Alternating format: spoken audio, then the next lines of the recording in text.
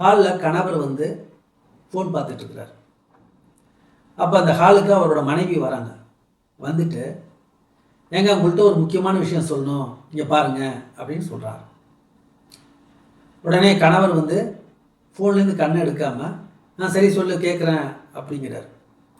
இது மனைவிக்கு கொஞ்சம் எரிச்சலை உண்டாக்குது.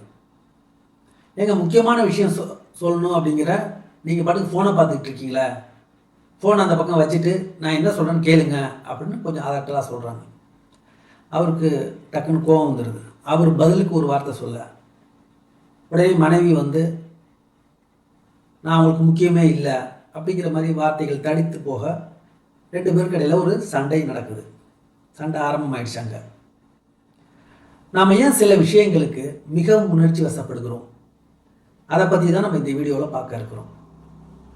வணக்கம், நான் உங்கள் மு அறவுளி. வாருங்கள் வீடியோக்குள் செல்லலாம். பொதுவாக 6 விஷயங்களுக்காக மட்டும்தான் ஒவ்வொரு மனிதனும் உணர்ச்சி வசப்படுகிறான்.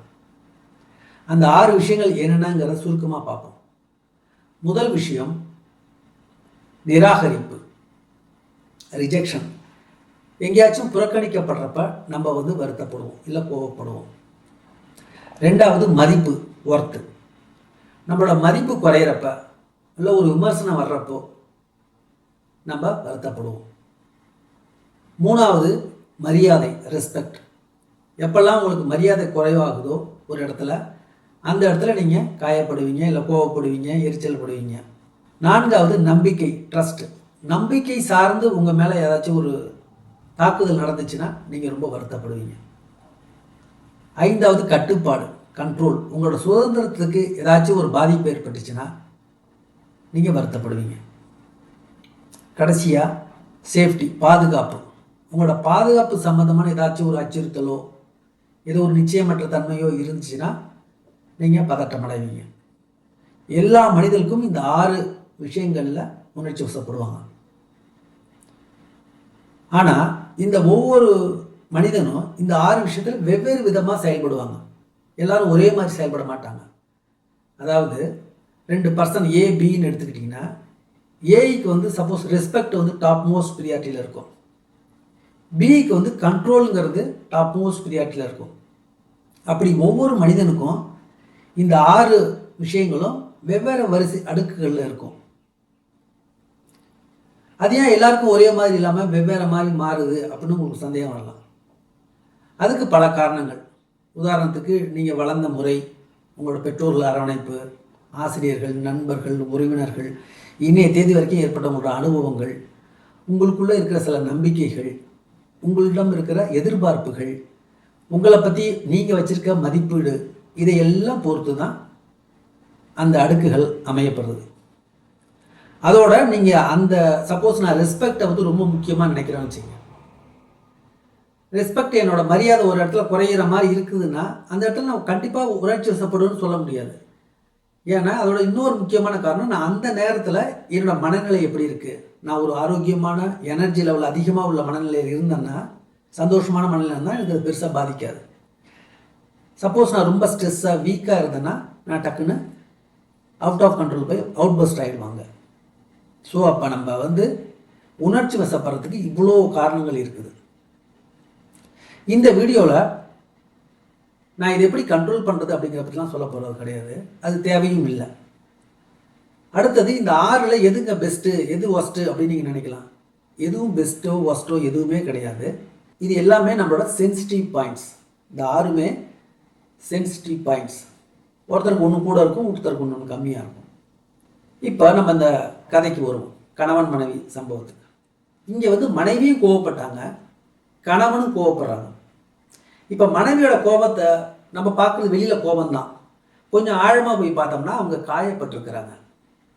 இன்னமும் கொஞ்சம் ஆழமாக போனோம்னா எனக்கு இந்த வீட்டில் மதிப்பு மரியாதை இல்லை அப்படின்னு அவங்க நினைக்கிறாங்க. அதுதான் அடிப்படை காரணம். அதாவது அவங்கள பொறுத்த வரைக்கும் ரெஸ்பெக்ட் அதான் டாப் மோஸ்ட் ப்ரியாரிட்டி. இப்போ இந்த பக்கம் கணவனுக்கு வாங்க. கணவனுக்கு வந்து என்ன கோபம் ஆயிடுச்சு, அவருக்கும் வெளியில் பார்க்கறதுக்கு கோபம். கொஞ்சம் உள்ளே போனோம்னா அவருக்கு காயப்பட்டிருக்கிறார். அவர் எதனால் காயப்பட்டிருக்காருன்னு பார்த்தீங்கன்னா, நீங்கள் ஃபோனை அங்கே வைங்க, நான் சொல்கிறது கொஞ்சம் கேளுங்க அப்படின்னு சொல்கிறப்ப அவர் தன்னோட சுதந்திரம் பாதிக்கப்படுறத நினைக்கிறார். ஏன்னா அவர் டாப் மோஸ்ட் பீரியடில் வச்சுருக்கிறது என்னது? கண்ட்ரோலை வந்து டாப் மோஸ்ட் பீரியடில் வச்சுருக்கிறார். ஸோ அதனால் நேச்சுரலாக 2 பேருக்கும் இடையில அங்கே ஒரு வாக்குவாதம் நடைபெறுது. 2 பேருக்குமே கோபம் தான், ஆனால் அதோட அடிப்படை காரணம், ஆழமான காரணம் வெவ்வேறு. இதை எப்படி நம்ம திறம்பட கையாளுறது அப்படிங்கிறத பற்றி நம்ம பார்ப்போம். இப்போ இந்த இடத்துல மனைவி தான் ஆரம்பம். அதனால் மனைவி வந்து என்ன பண்ணணும்னா, இதேமாரி சமயத்தில் எரிச்சல் ஆகுறாங்க, கணவர் வந்து நம்ம சொல்கிறத கேட்காம ஒரு ஃபோனை பார்த்துட்டு இருக்காரு மும்முரமா அப்படின்னா, நீங்கள் கத்துறதுல பிரயோஜனம் கிடையாது. நீங்கள் பொறுமையாக சொன்னீங்கன்னா, முக்கியமான எதுவும் மெசேஜ் அனுப்பிச்சிட்ருக்கீங்களா, இல்லை முக்கியமான விஷயமா, இல்லை நீங்கள் ஃப்ரீ ஆகிட்டே என்னை கூப்பிடுங்க, நான் அப்புறமா வரேன், வந்து சொல்கிறேன் அப்படின்னு சொல்லலாம். இல்லைனா நீங்கள் வந்து எனக்கு மதிப்பு மரியாதை இந்த வீட்டில் இல்லை அப்படின்னு நீங்கள் ஒரு முடிவில் எழுதுறீங்க இல்லையா, அதுக்கு முன்னாடி ஒரு சின்ன கேள்வி மட்டும் நீங்கள் கேட்டுக்கணும் உங்களை நோக்கி. என்னோட கணவர் வந்து எப்போதுமே என்னை மதிக்காதவரா, எல்லா விஷயத்துலையும் என்னை மதிக்காதவரா, அல்லது இன்னைக்கு இந்த குறிப்பிட்ட விஷயத்தில் என்னை மதிக்காதவரா அப்படிங்கிற ஒரு கேள்வியை மட்டும் கேட்டுக்கணும். சப்போஸ் அவர் நல்லா எப்போதும் மதிப்பு கொடுக்குறவர் தான், இன்னைக்கு தான் அவர் வந்து ஏதோ ஒரு மும்மரமாக ஃபோனை பார்த்துட்டு இருக்காரு அப்படின்னா இது பெருசு கிடையாது. இதை வந்து ஒரு பெரிய இதாக நீங்கள் பொருட்படுத்த வேண்டியதில்லை. ஆனால் உங்களுக்கு ஏற்பட்ட வழியை நீங்கள் கண்டிப்பாக அவர்கிட்ட சொல்லணும். நான் முக்கியமான விஷயம் சொல்கிறப்ப நீங்கள் என்னை வந்து கவனிக்கணும், இல்லைனா எனக்கு அது வழியை ஏற்படுத்துது அப்படிங்கிறத நீங்கள் சொல்லிடணும். சப்போஸ் அவர் வந்து எல்லா விஷயத்துலையும் அவர் உங்களை மதிக்கவே இல்லை, அது உண்மைதான், உங்களுக்கு நீங்கள் நினைக்கிறதுக்கு எனக்கு மதிப்பு இல்லை அப்படிங்கிறதுக்கு எவிடன்ஸ், ஸ்ட்ராங்கான எவிடன்ஸ் உங்கள்கிட்ட இருக்குது அப்படின்னாலும் உங்களோட வழிகளை ஒவ்வொருத்தரையும் நீங்கள் பதிவிடணும், அவர்கிட்ட தெரியப்படுத்திட்டு அதுக்கப்புறம் நீங்கள் தான் முடிவு பண்ணணும், இந்த உணர்வு முக்கியமா, இந்த உறவு முக்கியமா அப்படின்ட்டு. இப்போ நான் இங்கே கணவன் மனைவின்னு சொன்னேன், அதனால் இந்த இடத்துல உறவு தான் முக்கியம், உணர்வை விட உறவு தான் முக்கியம். இது ஒரு கணவனுக்கு பதிலாக ஒரு அப்பாவாக இருக்கலாம், ஒரு அம்மாவாக இருக்கலாம், யார் வேணாலும் இருக்கலாம். இதே ஒரு நண்பராக இருந்தாங்கன்னா அது தேவையா, அந்த உறவை தொடரணுமா வேணாமாங்கிறத நீங்கள் முடிவு செஞ்சுக்கணும். இப்போ நமக்கு ஒரு கேள்வி வரலாம், நம்மளோட எமோஷனல் சென்சிட்டிவ் ட்ரிகர் எது அப்படிங்கிற ஒரு கேள்வி வரலாம். அதை கண்டுபிடிக்க ரொம்ப எளிமையான வழி இருக்குது. அதாவது இப்போ கடந்த சமீப நாட்களில் நடந்த ஒரு 5-6 இன்சிடெண்ட்டை நீங்கள் எடுத்துங்க. எங்கெல்லாம் நீங்கள் வந்து அவுட் பஸ்ட் ஆனீங்க, கோவப்பட்டீங்க, ஆத்திரப்பட்டீங்க, இல்லை அழுதிங்க, எது வேணாலும் இருக்கலாம், வீட்லேயோ வெளியிலையோ எங்கே வேணாலும் இருக்கலாம், அலுவலகத்துலையோ எப்படி வேணாலும் இருக்கலாம். அது அந்த மாரி ஒரு 5-6 இன்சிடெண்ட்ஸை எடுத்துங்க.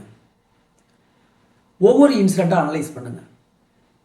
அப்போ அந்த எதிரால் இருந்த நபர், அவர் நண்பராக இருக்கலாம், உங்கள் மேனேஜராக இருக்கலாம், யார் வேணாலும் இருக்கலாம், கணவனாக இருக்கலாம், மனைவியாக இருக்கலாம், அவங்க என்ன வார்த்தை சொன்னாங்க அல்ல என்ன செயல் செஞ்சாங்க, அந்த இது வந்து உங்களோட அந்த 6 இருக்குது சொன்ன பார்த்தீங்களா, அந்த 6ல் எதை போய் டச் பண்ணிச்சு, அதனால் நீங்கள் கோபம் அடைஞ்சிங்க, இல்லை ஆத்திரப்பட்டீங்க, இல்லை எரிச்சல் அடைஞ்சிங்க அப்படிங்கிறத பாருங்கள், அதை குறிச்சிங்க.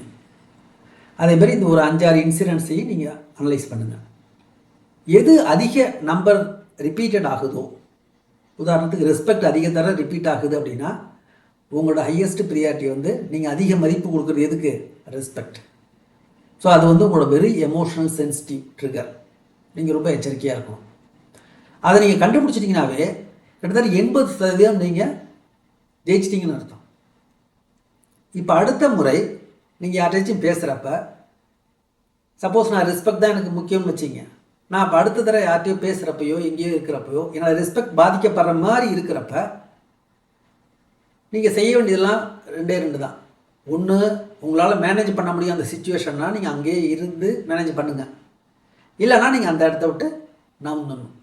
நீங்கள் அந்த இடத்த விட்டு நவுந்தாலும் சரி, இல்லை அந்த இடத்துலையே தொடர்ந்தாலும் சரி, உங்களுக்கு ஏற்பட்ட வழியை நீங்கள் சம்மந்தப்பட்ட நபர்கிட்ட சொல்லணும். இது ரொம்ப ரொம்ப ரொம்ப ரொம்ப முக்கியம். எப்போ நீங்கள் உங்களோட எமோஷனல் சென்சிட்டிவ் ட்ரிகர் பாயிண்ட்டை நீங்கள் கண்டுபிடிச்சிட்டீங்களோ, கொஞ்சம் கொஞ்சமாக நீங்கள் உங்கள்கிட்ட பழகிற அத்தனை பேரோட எமோஷனல் சென்சிட்டிவ் ட்ரிகர் பாயிண்ட்டையும் நீங்கள் கண்டுபிடிப்பீங்க. இப்போ ஒருத்தர்கிட்ட ஒரு நண்பர் பழகிறாரு, அவருக்கு கண்ட்ரோல் தான் டாப் மோஸ்ட் ப்ரியாரிட்டி, உங்களுக்கு ரெஸ்பெக்ட் தான் டாப் மோஸ்ட் ப்ரியாரிட்டினா, நீங்கள் அவரோட அந்த எமோஷனல் ட்ரிகரை டச் பண்ணாமல் பழகினீங்கன்னா அவரும் உங்களோட ரெஸ்பெக்டை டச் பண்ணாமல் அவரும் பழகுவார்.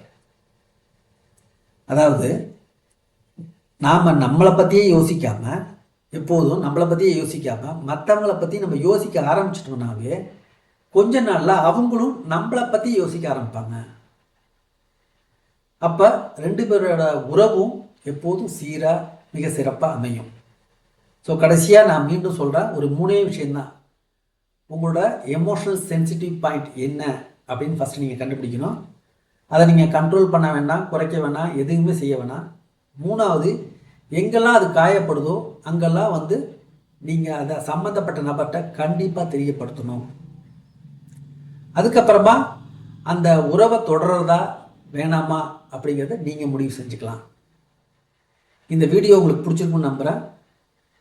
மீண்டும் புதிய ஒரு உளவியல் கருத்தோடு அடுத்த வாரம் சந்திப்போம். நன்றி, வணக்கம். இந்த வீடியோ பற்றிய கருத்துக்களை கமெண்ட் பண்ணுங்கள். சேனலை மறக்காமல் சப்ஸ்கிரைப் பண்ணுங்கள்.